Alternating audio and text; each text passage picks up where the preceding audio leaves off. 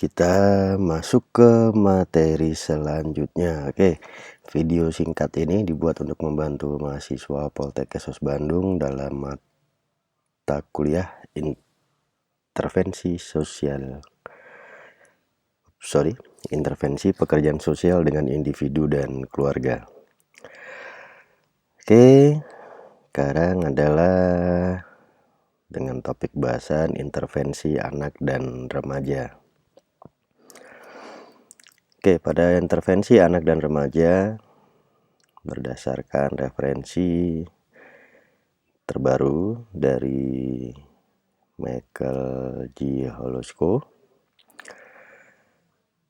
dengan pendekatan EBP atau Evidence Based Practice untuk anak dan remaja terbagi dalam dua kelompok intervensi, yaitu Child and Family Based Intervention dan ada School-wide or Community Intervention.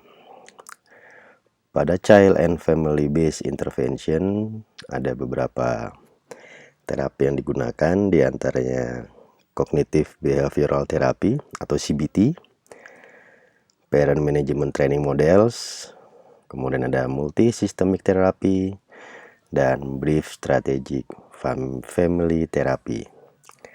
Kemudian pada School-wide or Community Intervention, di situ ada Families and Schools Together, kemudian Strengthening Family Program and Project Achieve. Oke, kita bedah satu-satu. CBT atau Cognitive Behavioral Therapy ini cukup terkenal dan cukup banyak referensi yang membahas tentang CBT. Namun pada bahasan kali ini menggunakan referensi dari Michael G. Holosko tahun 2013 dalam bukunya Social Work Intervention with Individuals and Family. Oke, dalam buku ini disebutkan bahwa CBT merupakan sebuah pendekatan yang cukup berhasil digunakan untuk mengatasi berbagai masalah, diantaranya gangguan emosi, perilaku, baik internal maupun eksternal pada anak. Kemudian CBT juga sukses digunakan atau berhasil digunakan untuk mengatasi berbagai masalah, diantaranya anak dan remaja yang hidup dengan kecemasan, depresi, atau gangguan perilaku. CBT digunakan dengan melibatkan orang tua dalam intervensi, dan CBT berfokus pada hubungan antara kognisi, afeksi, dan perilaku atau behavior.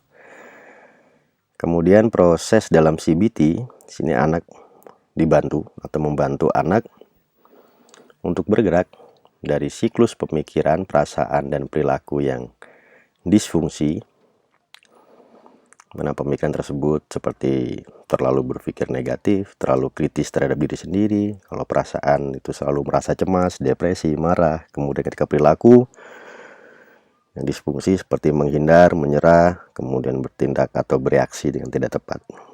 Nah, dari siklus yang tidak fungsional tersebut ke arah siklus yang lebih fungsional, seperti sistem pemikiran, sistem lebih positif, menghargai keberhasilan, kemudian mengenali kekuatan yang dimiliki.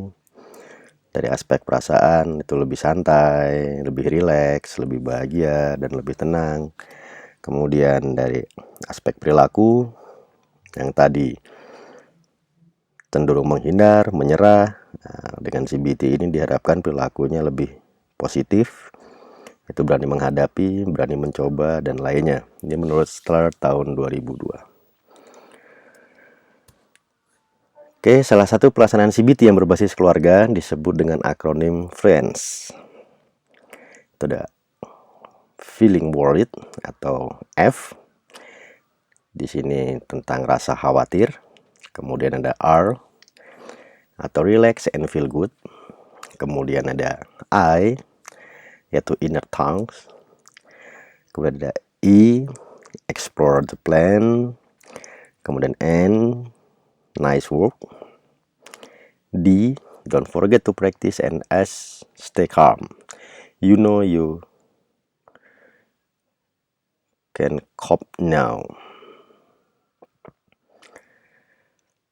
Oke, berdasarkan Baird and Short tahun 2003, program Friends mendorong anak untuk memikirkan bahwa tubuh mereka sebagai teman.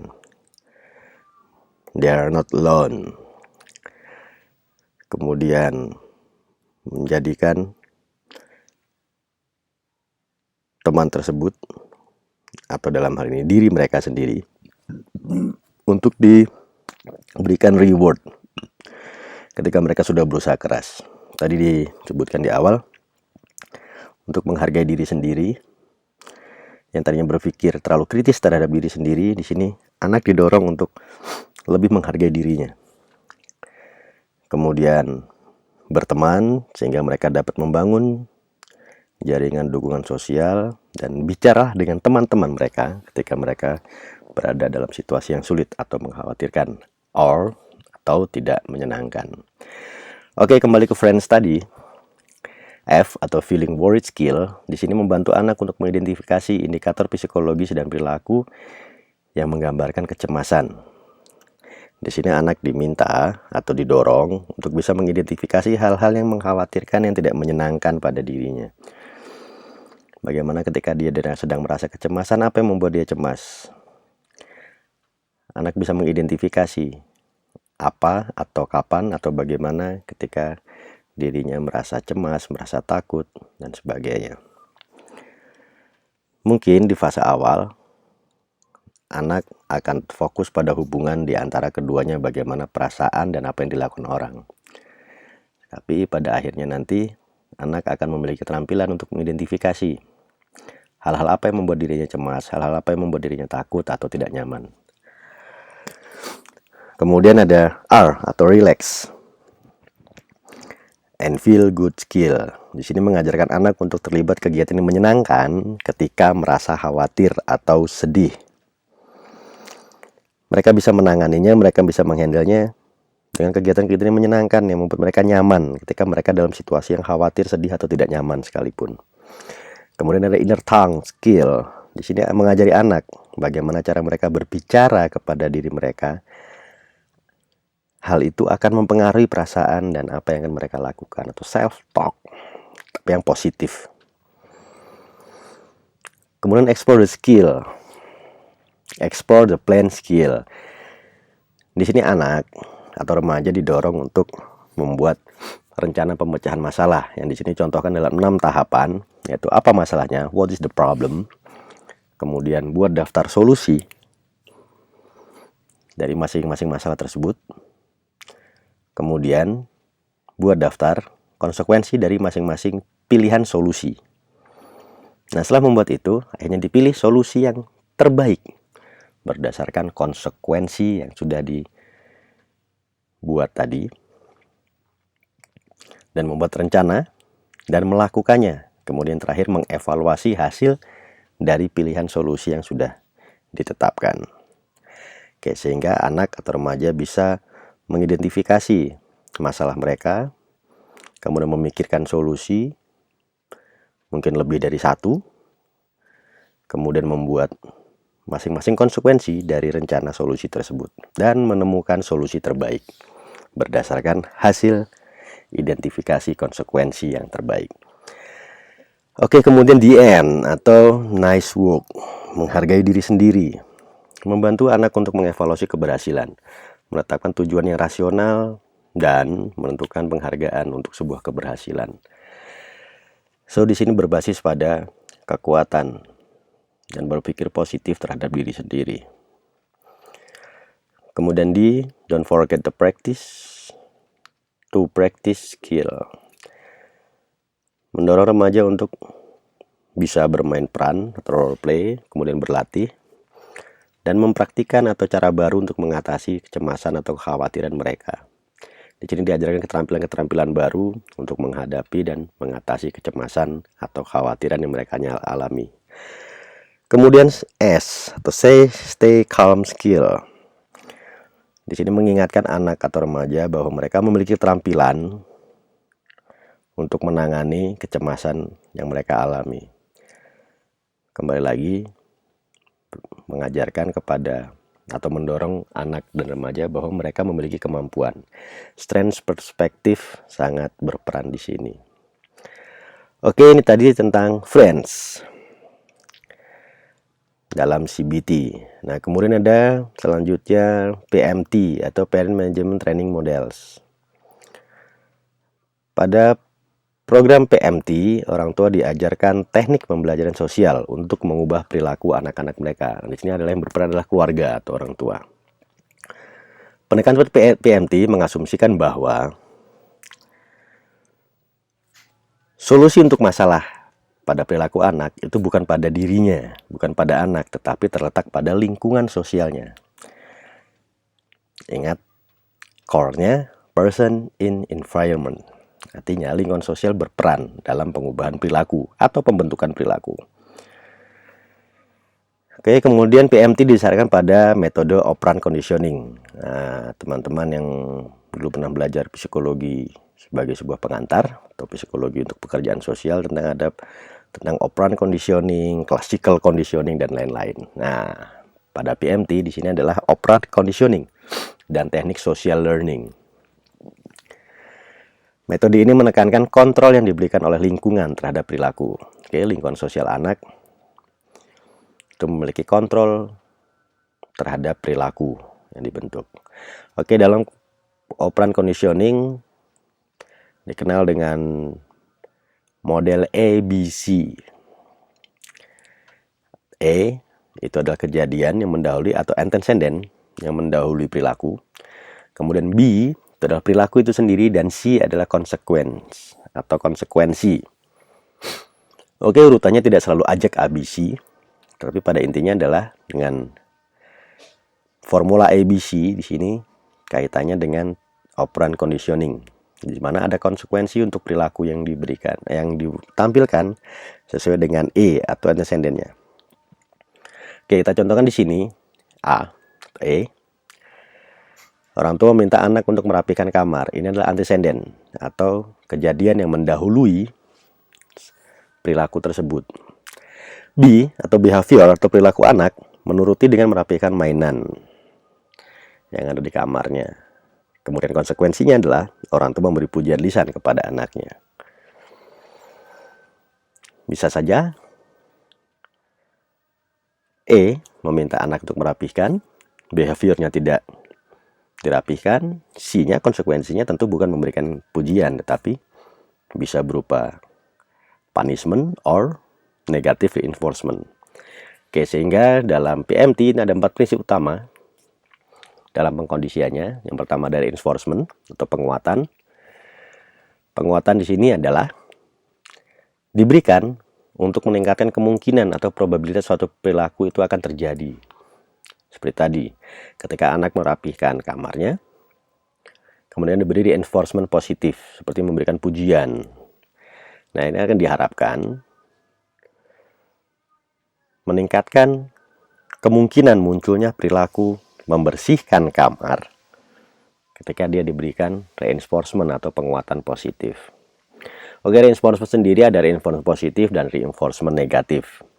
Pada lain kesempatan akan kita bahas hanya sepintas. Reinforcement positif itu memberikan bisa hadiah, dalam hal ini misalnya reward, kemudian bisa berupa fisik atau secara lisan pujian. Nah, reinforcement negatif there is not punishment, dia bukan punishment tetapi menghilangkan penguatan positifnya. Oke, kemudian yang kedua adalah punishment. Punishment diberikan untuk menurunkan. Nah, kalau tadi reinforcement itu untuk meningkatkan, kalau punishment menurunkan probabilitas atau kemungkinan terjadinya atau munculnya sebuah perilaku. Misalkan dulu di era 90-an ketika anak datang terlambat ke kelas, datang ke sekolah, dia akan berdiri di depan dengan kaki sebelah diangkat dan memegang telinga. Itu dengan hukuman. Diharapkan dengan hukuman tersebut maka akan menimbulkan efek jera dan perilaku datang terlambat itu kemungkinannya diperkecil. Kemudian ada extinction atau penghapusan, di mana tidak memberikan reinforcement untuk menurunkan frekuensi perilaku.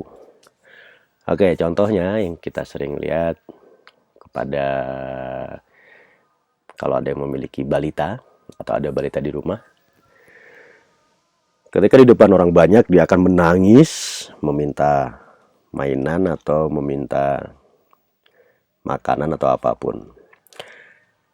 Karena orang tua tidak mau malu, akhirnya diberikan. Next, pada kesempatan berikutnya, dia akan melakukan hal yang sama. Nah, penghapusan di sini adalah menghilangkan reinforcement-nya. Tadi tidak menuruti apa yang dia minta. Sekali, dua kali, ketika reinforcement-nya dihilangkan, maka perilaku itu pun akan menurun. Karena reinforcement yang dihilangkan. Oke, kemudian ada stimulus, kontrol, dan discrimination. Di sini memperkuat respon di hadapan satu stimulus tetapi tidak di hadapan yang lain. Misalnya, seorang anak meminta uang jajan kepada ibunya, itu akan diberi. Kemudian dia minta uang jajan lagi kepada ayahnya. Ayahnya akan memarahi dan tidak akan diberikan. Oke, terjadinya sama, tapi reaksinya yang berbeda. Oke, itu sepintas tentang PMT dengan 4 prinsip utamanya. Dan formula, don't forget, A, B, C. Oke, kemudian ada multisystemic therapy. Multisystemic therapy atau MST ini berdasarkan pada ecological base. Masih berdasarkan pada kondisi lingkungan sosialnya. Jangka pendek dan berbasis komunitas dan keluarga yang memiliki anak dengan masalah psikososial dan perilaku. Di sini fokus pada perubahan kognitif atau perilaku, keterampilan komunikasi, keterampilan mengasuh anak atau pola pengasuhan, hubungan keluarga dan hubungan teman sebaya, dan di lingkungan sekolah atau jejaring sosial. Ini menurut Little, Popa, and Forstey tahun 2005. Ada 9 prinsipnya, cukup panjang, teman-teman bisa baca di materinya. Kemudian ada BSFT. BSFT ini berhasil digunakan di Amerika Latin pada remaja usia 6 anak dan remaja pada usia 6-17 tahun. Kemudian BSFT di sini menekankan pada keluarga sebagai sentral utama, meliputi 3 hal, yaitu keluarga sebagai sistem, keluarga sebagai struktur, dan keluarga sebagai sebuah strategi. Keluarga sebagai sebuah sistem itu karena keluarga terdiri dari individu yang perilakunya mempengaruhi anggota keluarganya yang lain. Kemudian struktur merupakan pola interaksi berulang dan melibatkan konten dan proses, serta strategi adalah intervensi yang strategis pada masalah.